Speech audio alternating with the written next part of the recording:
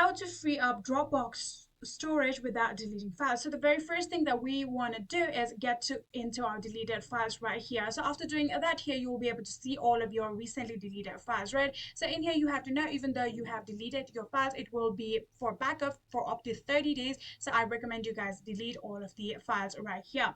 So after doing that, you will absolutely be able to free up any of your space. But if it's still not working, then I recommend you guys buy your or simply upgrade your plan, right? Just simply click on the account icon that you'll be able to see right here.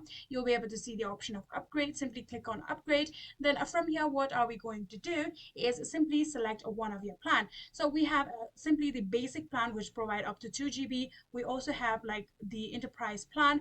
You can select any of the plan and simply buy all of the buy any of those plans in order to free up your Dropbox storage. So yeah, this is how you'll be able to do it.